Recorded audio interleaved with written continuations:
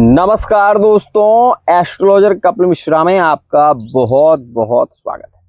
आज हम बात करने वाले हैं मित्रों गर्भपात योग। इस विषय को बहुत ध्यान से समझिएगा। कुंडली का जो पंचम भाव होता है वो संतान का होता है। मित्रों, विवाह के बाद हर व्यक्ति की कामना होती है कि उसके भी एक संतान हो। साथ ही जिनके यहाँ संतान नहीं हो रही है उसका भी एक विशेष कारण है। जिनकी कुंडली में सप्तम भाव में शनि और पंचम भाव में बुध बैठता है, ऐसे लोगों की संतान प्राप्ति में बहुत ज्यादा बाधा आती है और ऐसे व्यक्ति संतान को लेकर सबसे ज्यादा चिंतित भी देखे गए। लेकिन सवाल आता है गर्भपात योग, मतलब गर्भाशय में आप विशेष रूप से बालक आ जाए या बालिका आ जाए, ऐसी स्थिति में उसका कुछ समय के बाद गर्भपात का होना, ये एक सबसे बड़ा कारण है। इसमें तीन स्थितियां विशेष कारण है।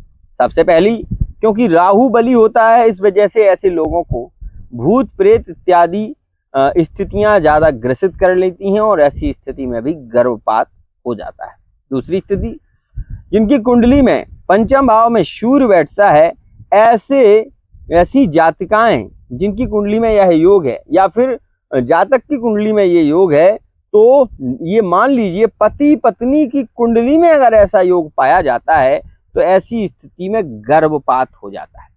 यदि कुंडली के पंचम भाव में मंगल बैठे हों या मंगल सूर्य पर दृष्टि देते हों तो ऐसी स्थिति में भी गर्भपात का योग बनता है। सबसे खास बात जो मैं आज आपको बता रहा हूं, इस बात को हमेशा ध्यान रखना।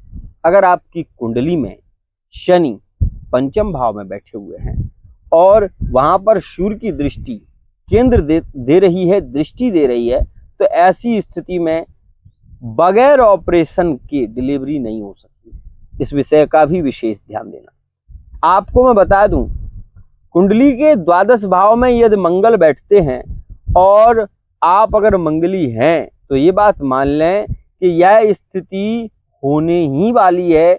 और ऐसी स्थिति में मंगल के कारण तो ऐसा भी होता है कि जो संतान है वो मृत हो जाती है। तो बहुत ध्यान दीजिएगा। यह एक छोटा सा वीडियो है जिसमें मैंने आपको छोटी सी जानकारी दी है, इसको हमेशा ध्यान रखिएगा।